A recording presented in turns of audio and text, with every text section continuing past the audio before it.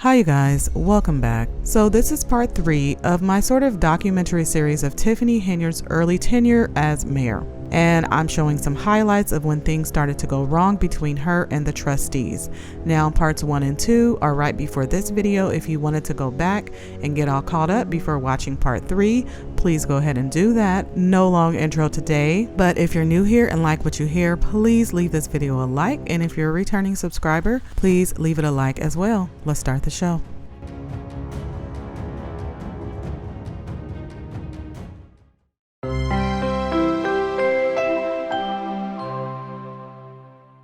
So I would motion for the approval of ordinance number 21-004 with the following amendments. Line 1-12-422. Reduced by $55,000 for the grant writer, transferring that to line 1-12-549, putting that as a contracted service. Line 1-12-424, reducing from $70,000 to $35,000. Line 1-12-423, reduced from $95,000 to $47,500, reducing the number of representatives from 4 to 2. And line 1-12-563, reducing from $30,000 in trainings to $10,000. $10,000 in training. Okay. That's my motion. Y'all don't want to get educated. Okay, got it. So, Trustee House, can you break down each item that you are adjusting? First line item was $55,000 for the grant writer, transferring that from employee to a contract service. The second line item is the youth services, reducing from $70,000 to $35,000. Fourth item is the customer service reps, the part-time customer service reps, reducing it from 4 to 2.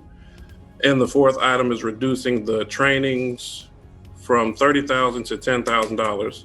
The overall summary of requests for reductions is cost savings to the village. Okay, so let's start with Trustee Norwood about the items that Trustee House has proposed. In regards to the line items that we removed, my main concern was the amount of spending. So that's how I went about making changes. I wanted to be more conservative in terms of the spending. I did hear Trustee House, our finance guys, state that this budget is spending more in this year than we've spent in the last 8 years. So I took that in consideration. I looked over the budget. I understand that we need police officers. So of course we didn't want to touch that. I understand that we need firefighters. Didn't want to touch that. I understand that we need public works.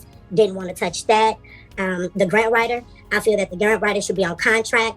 As I explained to you before, I think that with a position like that, I'm more comfortable knowing that they're actually doing their job and bringing in revenue. So I feel as if we have them on contract, as I think I stated to you before, if we do that, then it can come across us if they're making money for the village and they're bringing in the funds as they should. Then I say that we can continue their services. So that's why I decided to move that to contract. The youth services, I say that as the head of the youth committee, I'm with funding the youth committee, but I want to see where it goes. So I figured, hey, let's start with $35,000. Let's see what we can do with that. And if we need more, we can always amend it. I think, as you stated to me before, in regards to the customer service reps, I understand we've always said Larry, so I'm for adding another customer service rep. And in regards to training, I understand that we need training. So I've done the math, and with the $10,000 that we have, we can still complete the trainings necessary. And if we need more money there, I figured that we can always, like you stated to me before, add to that. But my main concern was the overall spending. So you guys, I'm not going to have all the other trustees explain their reasons because Trustee Norwood, I feel like she broke it down the best. And everyone pretty much just signed on to what she said. And what she's saying is that, we're not going to mess with the police. We're not going to mess with the fire. But we did look at it and we see that there's rapid spending. So we thought these were the best choices to kind of reduce the amount of spending. Okay, so Bessie, I just went through every trustee to go off of your reason for cutting whatever it is. Trustee Holmes wasn't asked. Trustee Belcher, you're out of order. I have the floor. You're out of order. Trustee House, as I was stating, the items that you're proposing, I was just asking each trustee their reason for why they want to cut. So if you can give me your reasons for why you want to cut the items. I'm sorry, my original statement was overall was cost savings to the village. So that's why you want to reduce each item? Yes, Mayor. Okay. So everyone has spoken. I'm gonna give you guys my reason for why we need what we need. I spoke to almost every trustee as related to the budget. We had a budget meeting last Monday, and if anybody wanted to cut, adjust, your time was then, not the day of passing. That way everybody would have been on one accord, and we could have got through whatever the disagreements are for cutting the budget items. Grant writer, as I stated always before, we need a full-time grant writer. We need someone to go get the money like how we've been doing before. I don't think that's right that you guys will cut the budget to hire kids. When carjackings are happening, and they're kids that's doing all the crimes that's related to Dolton, whether it's shootings, drive-by stuff, all kinds of stuff. I can go on and on. So I'm saying that we have to figure out a way to employ the youth and make sure that they have an outlet. As relates to getting grass cut, y'all know that I have used my resources as relates to the township to get grass cut.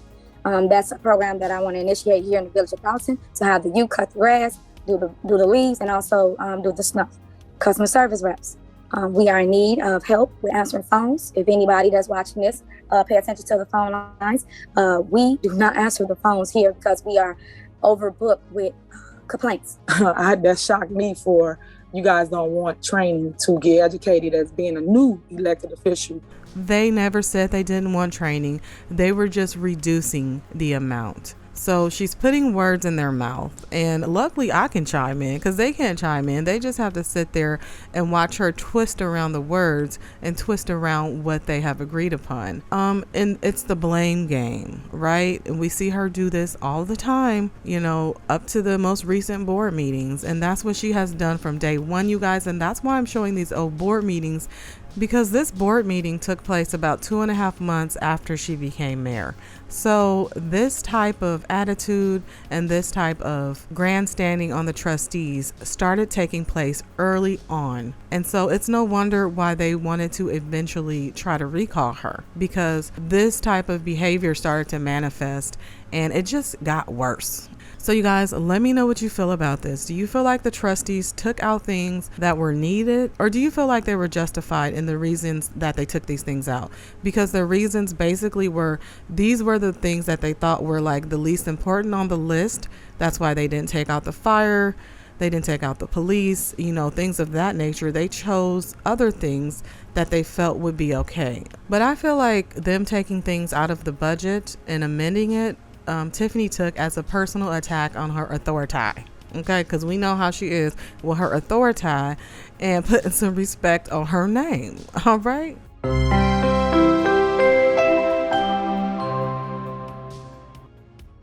They talk about transparency, but yet they wasn't transparency in passing a budget on a Saturday at 9 a.m. when residents not available, y'all not woke, y'all sleep. One order of business, which is the discussion of the budget appropriation. Do just procedurally want to talk through how we got here, just so we can make sure that it is documented that this meeting has been appropriately done. There are a couple of different elements. We are sorry to have to do this via Zoom. I will mention that on Friday, July 15th, as well as Saturday, July 16th, I made several email requests to the administration, to the village administrator and the administration at whole, being copied on there, requesting in-person meetings, because we've always pushed for in-person meetings and we want to continue that process. On July 21st, they called for a meeting and then did it through Zoom. We in person, why they doing it through Zoom? Unfortunately, we would not get any responses from the administration giving access to the board to this meeting in order for us to complete a budget that is very much needed. The budget extension date is July 31st, so the budget needs to be in place before July 31st. And we have gotten some resistance with getting this budget passed. So in order to complete our due diligence and our responsibility, we have held it on the Zoom platform, which is a legal platform. So they are about to approve a budget. And y'all weren't even there. The residents wasn't there. Did any of y'all know about the budget meeting? Nobody knew about the budget meeting. What, three of y'all? Y'all know we got tons of residents, right? Thank you. Tons of residents. Separate from that, the budget requirements are that the budget be posted, that a public hearing be held, it be posted in the newspaper 10 days prior to that hearing and available for public inspection.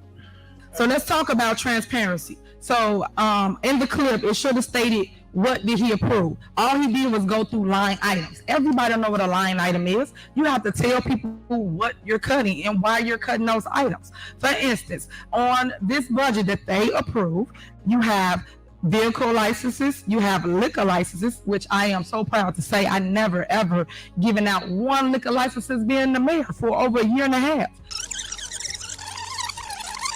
Which I am so proud to say I never ever given out one liquor license since being the mayor for over a year and a half. A business owner took legal action after she says the mayor refused to sign paperwork she needed to open her business. Regina Walter was in the court for today's hearing. This is the third time this year that this case has been before a Cook County judge. Today, the owners of the business are able to walk away with 2 of the 3 liquor licenses they applied for, while Mayor Henyard is facing a serious charge from the judge. So the minute you get to pull in liquor license, because they talk about business license, liquor license, where I am the liquor commissioner. Frustration and relief for a small business owner. It's about time. Tiffany Henyard left a Cook County courtroom with the liquor licenses she needs to open St. Patrick's, a family-owned restaurant and banquet hall on Lincoln Avenue in Dolton. This should have been over, like he said, in November. Because that's not what I want to see in my community. But they reduced their line item from $95,000 to $70,000. That's what they did. So as it relates to fire recovery, Revenue. That's line item 01-00375. They went from $75,000 and they reduced it to $20,000. Now, when you go back and look at this budget, look at these line items that they actually did. I'm telling you the truth of what the line item really truly is and what it represents our salary. And of course, the who department? The mayor's department. And they went from $195,000 and reduced it to $150K, meaning I'm going to cut somebody in about $45,000. So I have to cut one of my staff members. And then next one is 01. We have, the previous, because this has been on the agenda before. So previously, the budget was already published within the newspaper. Trustee Steve, I believe you have the dates that it was published. Yes, I'm a screen share, and we can show it was published. If y'all can see, it was published April 20th, and it was published and it ran all the way up until May 2nd.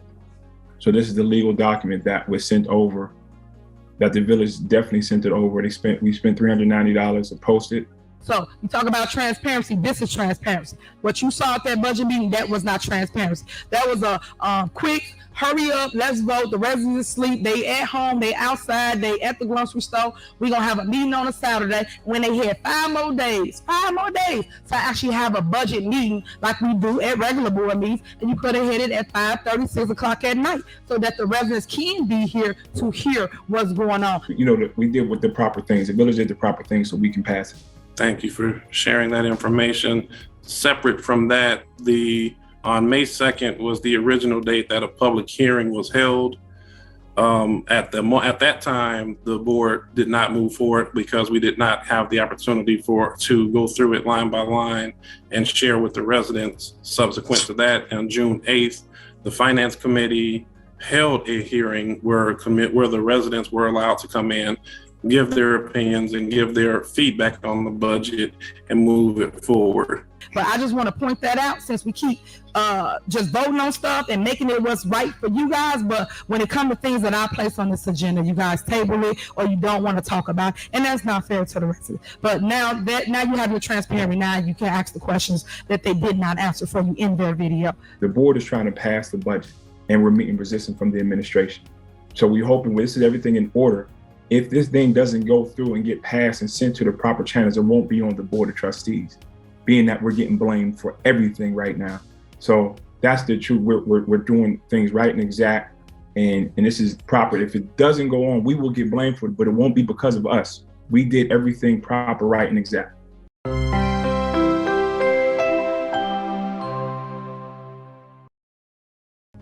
Approval of Resolution 21. So let me explain before I go into this. The reason why this is on the agenda is because the last board meeting that the Board of Trustees called for a special meeting was an illegal meeting. So I'm saying to you guys that due to the fact it wasn't signed, your documentation when you posted it, it was illegal. So I'm saying that you guys need to revisit this and re-vote for this here at this meeting so that it is in stone that you guys do want to get the sidewalks replaced and the alleys done.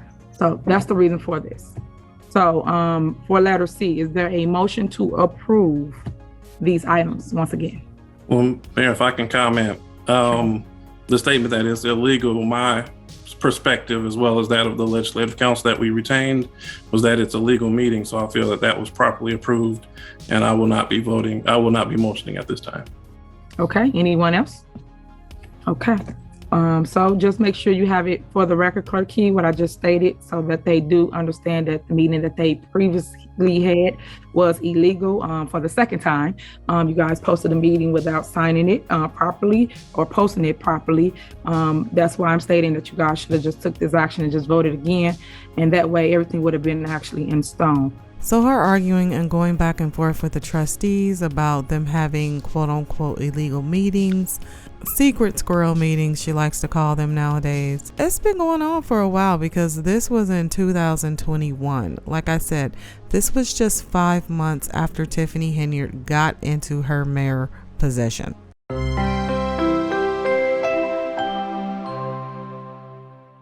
I've been on the board for 8 years as a trustee. We never pay for IML stays because it was strictly right up the street. Now, if I want to pay for a hotel, we get an expense account. Our expense account, and I'll put that in the email as well, equal to about $5,000 that each trustee has received as of today in the expense account. And you guys should have been able to cover a $200 hotel room or whatever it costs or whatever hotel you want to stay at. Quick. Okay, real quick, Mayor, so just so I can respond, I just so you know, I just feel as a board member, it's malicious. It was a malicious act of yours. Anytime we speak to different elected officials that are also living in the Southland area, and they fully stated, hey, yeah, our mayor didn't have a problem. You know, yeah, of course, our village paid for it. And they stayed in the surrounding areas also. So I just want to say that I think that was malicious. It was in the budget. Our finance guy, Trustee House, actually informed you that it was in the budget. And he actually informed you that even with the room stays, we still have money in the budget for another training. I understand the hotel rooms, but this was booked in advance. It was booked months ago. But it happened, the cutoff of it happened 2 days before we got down there. So that's where I think Trustee Norwood is saying that it was booked. If that was the mindset, that should have never, the hotel room should have never been booked by a village administrator. It should have never been booked. It should have just been paid for the training.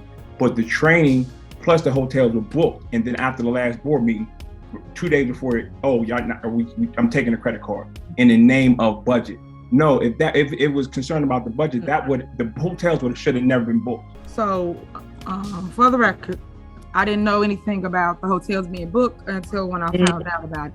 So when I found out about it, I told them there's no way that we're going to use taxpayer dollars to pay for your hotel in the city of Chicago.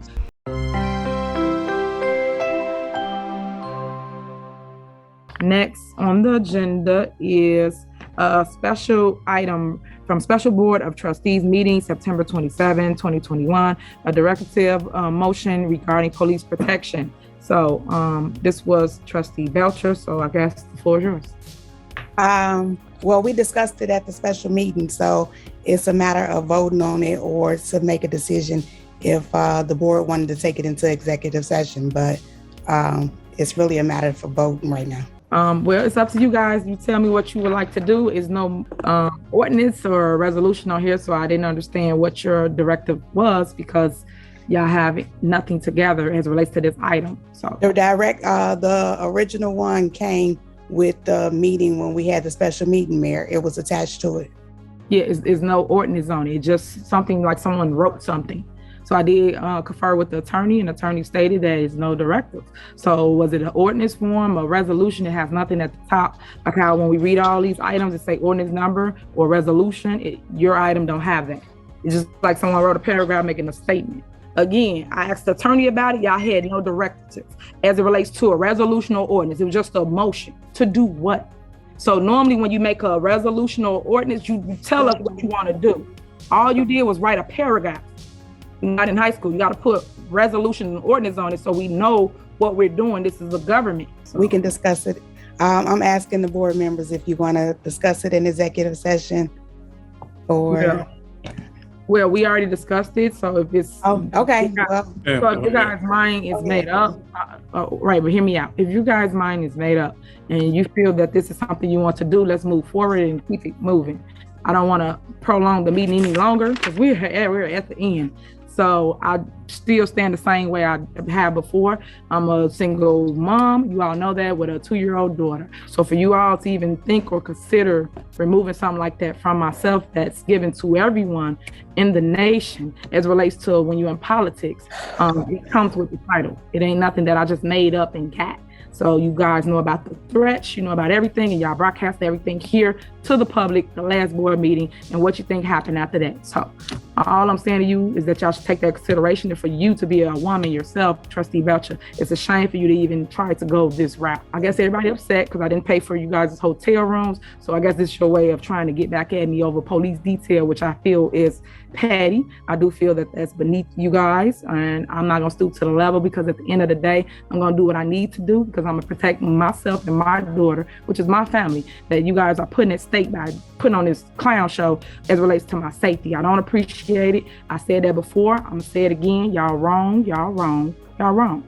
So I just pray that nothing happens. The thing is, the trustees are not trying to take away her detail at all. They're trying to take away round the clock, 24-hour, sitting outside her house security detail like she's in witness protection. Like, it's ridiculous because she's using the Dolton police force to chauffeur her around, to sit outside her house, to do her errands. It's just crazy. And, you know, she mentions that Belcher is a woman and that she's a single mom. There are other single moms in the village, so while you are using up all the police resources, if something happens with them and their child, what about them? So you guys, in a nutshell, the trustees were just trying to see how long the security detail would be lasting, and they were just trying to see how long this around the clock security detail would be lasting, because in the end, it ended up costing the village a lot of money for security for just one person, which is just ridiculous.